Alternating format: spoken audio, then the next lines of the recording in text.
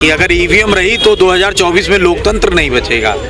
लोकतंत्र को बचाना है तो बैलेट पेपर पे लोकसभा का चुनाव कराना चाहिए। ईवीएम है उसे 24 में खत्म करना ही पड़ेगा। मुन्नी जितना बदनाम होकर घर बैठी है, ईवीएम बदनाम होकर मोदी जी की सरकार में बैठी है। इस हिसाब से 3 राज्यों में चुनाव हुआ, एक तरफा जो बहुमत से जीत हुई है उसमें बिल्कुल जाहिर से लगता है कि ईवीएम में गड़बड़ हुआ जरूर है। ईवीएम बंद करे, बात सही है। चुनाव से पहले सब वोट ही न दे कोई, और क्या।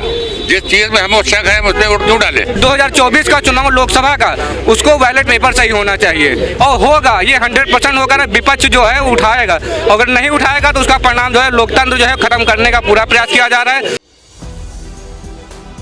नमस्कार, मैं हूं हयात अब्बास और आप देख रहे हैं 4 PM न्यूज नेटवर्क। 3 राज्यों में जिस तरह से कांग्रेस की हार के बाद लगातार ईवीएम पर सवाल उठने लगे हैं और सवाल उठना भी लाजमी है, क्योंकि जिस तरह से जब PM मोदी, अमित शाह तमाम रैलियां कर रहे थे, उनकी रैलियों में कुर्सियां खाली थी, तो सवाल उठना तो लाजमी है। लगातार इसी सवाल को जानने के लिए लोगों के बीच है कि वाकई में ईवीएम का जादू चला है या फिर वाकई में मोदी जी को समर्थन मिल रहा है। क्या कुछ है ईवीएम के पीछे की कहानी, लोगों से जान लेते हैं। क्या लगता है सर, ईवीएम के ऊपर बड़े सवाल उठ रहे हैं, कांग्रेस लगातार उस पर, बड़े बड़े नेता भी बोल रहे हैं ईवीएम पर सवाल उठ रहे हैं। देखिए, जो मध्य प्रदेश में जो नतीजे आए हैं, बाकी प्रदेशों की बात नहीं करते हैं, लेकिन मध्य प्रदेश के जो नतीजे आए हैं, वहाँ जो भी व्यक्ति गया, चाहे वो मीडिया गया, चाहे वहाँ जो भी चुनाव कराने अधिकारी गए, वहाँ जो रैली हुई, वहाँ जो प्रदर्शन हुए, जो रोड शो हुआ,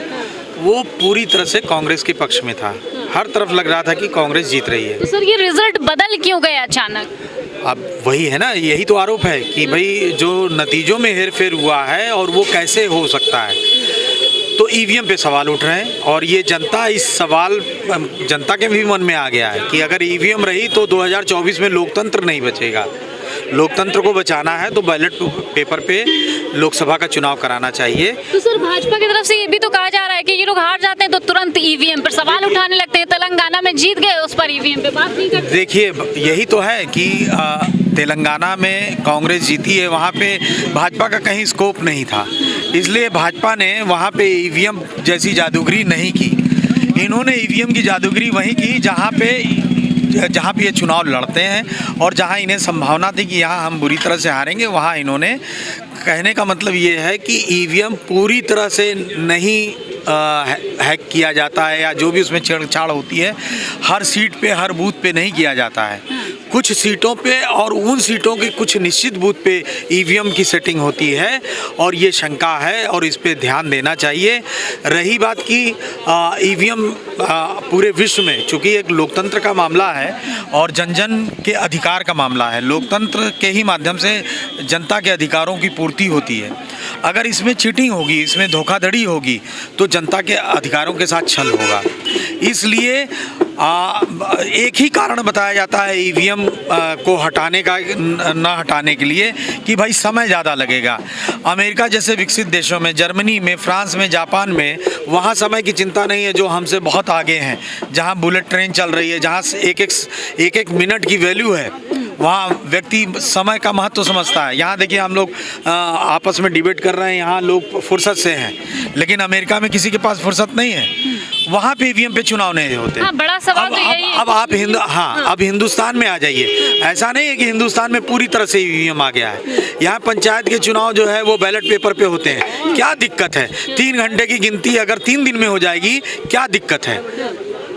और रही बात भाजपा की, केवल भाजपा इसका विरोध कर रही है, लेकिन 2014 से पहले यही भाजपा बैलेट पेपर का विरोध आज कर रही है और उस समय ईवीएम का विरोध करती थी।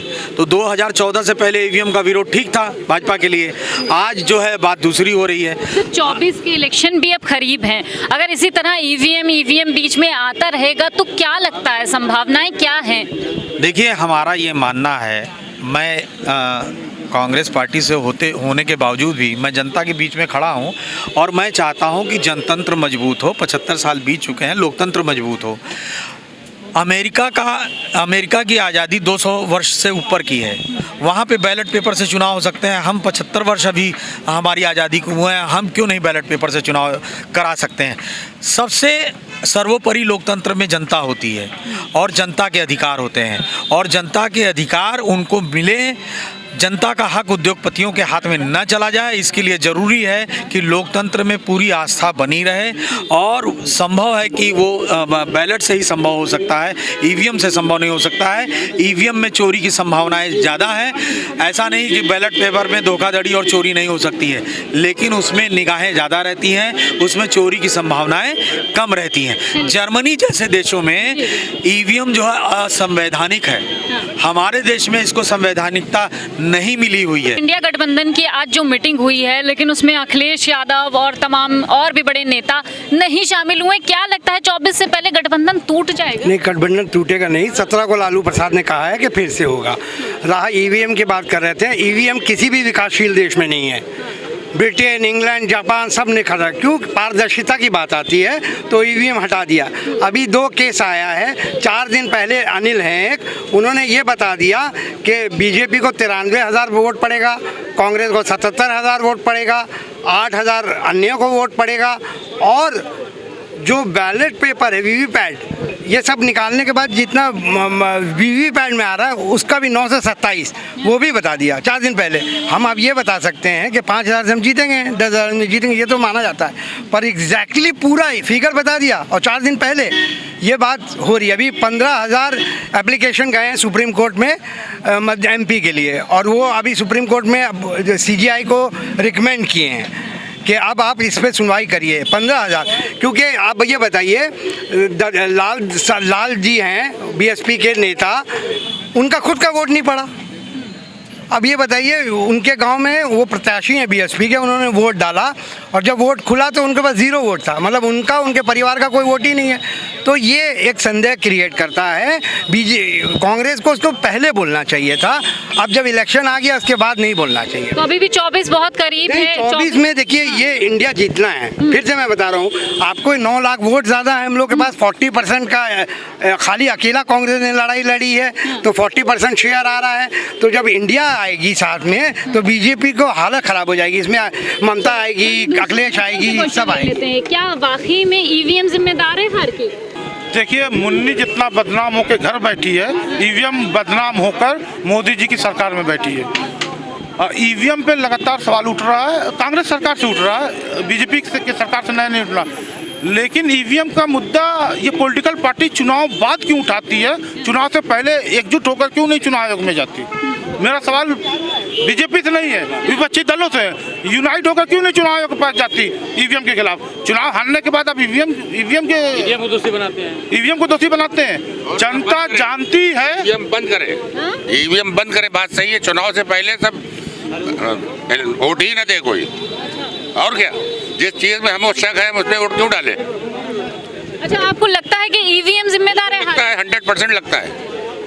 लेकिन तेलंगाना में तो जीत गए, तेलंगाना में जीत गए, भाजपा कह रही है वहाँ पर हम आपको जिताएंगे, वरना तो आप कहोगे एकदम चोरी हो रही है। चोर कुछ माल छोड़ जाता है।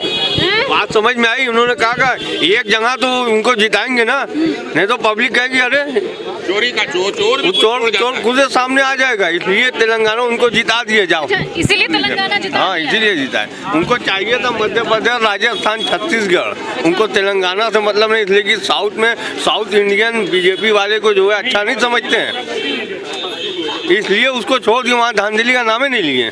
छोड़ो उसको जाने दो। अच्छा, घोसी उपचुनाव जब आप जीते थे तब भी इस तरह से कहा गया था? मसला अलग है। घोसी का मतलब वो ही नहीं समझें कि रामपुरे हम पब्लिक के मार डंडा अंदर कर देंगे। वो घोसी है, वो आजमगढ़ की पब्लिक है। बात समझे? वहाँ अगर रामपुर की तरह करते तो इनको समझ में आ जाता। हाँ जी, देखते वही बोल ये पहले सोचना चाहिए, पहले सोचना चाहिए। क्या करना चाहिए? कोई चोरी जिसे करता है तो क्या बता के करता है या कोई कुछ भी करता है? या अगर उनको शक थी तो इस चीज़ के लिए पहले उनको सोचना चाहिए था, पहले एक्शन लेना चाहिए था। अब बाद में करने से क्या फ़ायदा? लेकिन ऐसा कुछ नहीं है। किसी को जिताया जाता है तो आस्था लेकर के जिताया, चाहे हम हो, चाहे आप हो, चाहे कोई पार्टी हो। 24 में कैसे जीतेंगे? जीतेंगे अपने कर्म से जीतेंगे, काम पर जीतेंगे। जो कर्म करता है, काम करता है, अच्छा कार्य करेगा, उसी का नाम होगा, उसी का जीत होगी। तो जीत तो भाजपा की हुई ना? तो भाजपा की जीत सत्य की विजय होती है, असत्य की हार होती है, चाहे जहाँ हो। सत्य की विजय होगी। ये तो झलकता है, काम जो करता है उसका झलकता है, कर्म पर निर्धारित होता है ना। पार्टी हो या संस्था हो या कोई भी कार्य हो, उसके कार्यकर्ता और समाज के अंदर उसकी शैली उसकी बताती रहती है। तो आज को बच्चे के नाम पर तो ही अच्छा क्यों नहीं ईवीएम को हटा क्यों नहीं देती? काहे ईवीएम का हटा दिया जाए भाई? अब कह रहे हैं तो मान लिया जाए। काहे मान लिया जाए? हाथी पर चढ़ के घोड़े पर चढ़े।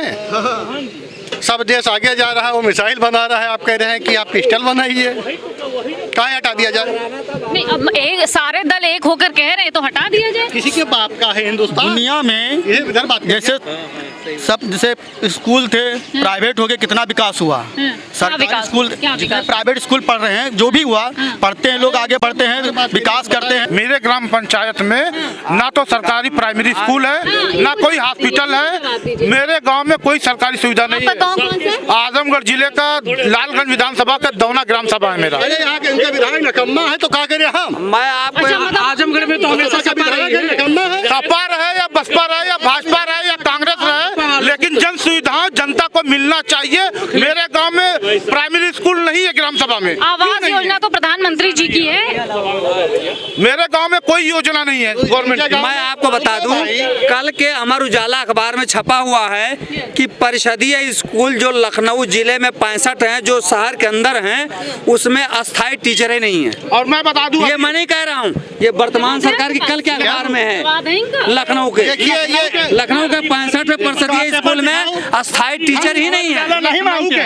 लखनऊ के मेदांता अस्पताल सबसे वीआईपी जगह पे है। मेदांता अस्पताल का पीछे चली जाइए, कम से कम 15,000 स्क्वायर फीट में एक स्कूल है प्राइमरी, जहाँ पर गोबर पाथा जाता है और वहाँ पर गाय रखी गई है। अगर आपको यकीन नहीं है तो मेदांता अस्पताल के 200 मीटर पीछे चली जाइए, वहाँ पे एक प्राइमरी स्कूल है। उसकी हकीकत देश की जनता जान जाएगी। जब राजधानी के सबसे प्राइम लोकेशन में सरकारी स्कूल का ये हाल है, तो गांव में क्या होगा वो जनता जानती है गांव की। ईवीएम बंद होनी चाहिए। नहीं, ईवीएम की गलती नहीं है। ईवीएम पे तो हारने के बाद लोग उस पर आरक्षण लगा रहे हैं। अगर जीत जाती है पार्टियां तो उस पर ऑब्जेक्शन नहीं करती है। भाई जिन राज्यों में जीतती है उनको पार्टी वालों को वो ऑब्जेक्शन बोलना चाहिए। जीतने के बाद भूल जाते हैं, अगर हार जाए तो कहते हैं ईवीएम खराब है। बड़ा सवाल तो यही है, क्या लगता है? जी नहीं, बिल्कुल देखिए, जिस हिसाब से 3 राज्यों में चुनाव हुआ, एक तरफा जो बहुमत से जीत हुई है, उसमें बिल्कुल जाहिर से लगता है कि ईवीएम में गड़बड़ हुआ जरूर है। अगर ईवीएम में नहीं होता तो मध्य प्रदेश जो है और जो छोटी पार्टियां लड़ रही हैं, उनकी एक भी सीट बताइए नहीं आई है। जो बहुमत से लड़ रही थी, जो ठीक है जमीनी स्तर पे जो काम कर रही थी, उन पार्टियों की एक भी सीट नहीं आई। तो जहां तक 100% जो है ईवीएम मतलब बैन होना चाहिए, और 2024 का चुनाव लोकसभा का, उसको बैलेट पेपर सही होना चाहिए। और होगा, ये 100% होगा। विपक्ष जो है उठाएगा, अगर नहीं उठाएगा तो उसका परिणाम जो है लोकतंत्र जो है खत्म करने का पूरा प्रयास किया जा रहा है। संविधान को भी पूरा जो है खत्म करने का प्रयास किया जा रहा है, ठीक। लेकिन जो ईवीएम है उसे 24 में खत्म करना ही पड़ेगा। क्या ईवीएम 24 में खत्म कर देना ही इसका मसले का हल है? ईवीएम खत्म कर देना नहीं। आप ईवीएम को एक चुनाव, अगर सब पार्टियां, आपके विपक्ष की पार्टियां अगर ये चाहती हैं और आप भी स्वच्छ हैं, आपको लगता है कि आप अपनी जनता के वोट देने से जीत रहे हैं, तो क्या फर्क पड़ता है? एक बार ही थोड़ी आपकी मशीनरी थोड़ी सी बढ़ानी पड़ेगी। चुनाव में, चुनाव के प्रचार में चुनाव आयोग की तरफ से लिमिटेड खर्चे होते हैं, उसके बावजूद कितने ज़्यादा खर्चे होते हैं। जो गाँव में पैकेट पकड़ाए जाते हैं वो भी तो एक उसी प्रचार का हिस्सा है, वो करते हैं ना। वैसे ही जब सब चाह रहे हैं कि एक बार हटा के देख लीजिए, एक सामान्य चुनाव आप बिना ईवीएम के करा दीजिए, थोड़ा ज़्यादा दिन लगेगा, रिजल्ट आ जाएगा, सबको संतुष्टि हो जाएगी, अब वापस आ जाइए। अगर उसमें रिजल्ट गड़बड़ आते हैं तो आप उसको बदल दीजिए। और जिन लोगों ने इसे बनाया, जब वो नहीं इस्तेमाल कर रहे हैं, तो ये कहना कि वो एकदम स्वच्छ है, तो ये तो गलत बात है। और ये कोई कह रहा है कि हम टेक्नोलॉजी तो कभी जो बल्ब होता था वो सिर्फ लाइट के वायर से जलता था, आज रिमोट से भी चलता है ना। तो अभी वो बदल रहा है ना। जब टेक्नोलॉजी बदल रही है तो हो सकता है उसमें भी बदलाव हुआ हो। जब कोई उस पर क्वेश्चन कर दे रहा है, और आप ये बताइए कौन ऐसा प्रत्याशी होगा जो अपना ही वोट बेच के आएगा? कम से कम वो अपना वोट तो डालेगा जाके अपने आप। जब उसका खुद का वोट उसे नहीं मिला, उसके परिवार का वोट, चलो परिवार में 50% उसके खिलाफ होंगे, 50% तो उसके साथ होंगे, उनका भी वोट नहीं मिलेगा। तो ऐसे क्वेश्चंस कहीं पे आ जाए, कहीं पर 70 वोट हैं, वहाँ 72 आप निकाल दें तो 2 एक्स्ट्रा वोट कहाँ से आए? क्वेश्चन होता है ना। अब जब आप ये कहते हैं कि ये लोकतांत्रिक देश है, लोकतांत्रिक देश में जनता सर्वोपरि है, तो जनता की तरफ से डिमांड करवा लीजिए आप। अगर पोल वैसे भी तो करवाते हैं, आप पोल करवा लीजिए। अगर 50% आपसे रेडी नहीं है या 10% भी रेडी नहीं, तो आप एक बार सामान्य चुनाव करवा लीजिए बिना ईवीएम के, आप एकदम क्लियर हो जाएंगे। आपको क्या लगता है कि अगर ईवीएम से चुनाव नहीं होते तो क्या भाजपा का सुपड़ा साफ हो जाएगा? बिल्कुल सुपड़ा साफ। अब ये तो जनता का मूड है कि उस समय क्या देखेगी, कौन सी योजनाएं। अब जैसे उनका क्या है कि जो झूठ बोलता है वो कितना झूठ बोल देते हैं उनका पता ही नहीं रहता है। वो यूपी में सरकार उनकी चल रही है, 10वां दूसरा टेन्योर है, वो 400-450 का वादा करके राजस्थान में, बगल के राज्य में, मध्य प्रदेश में आगे वादा करके यहाँ नहीं किया।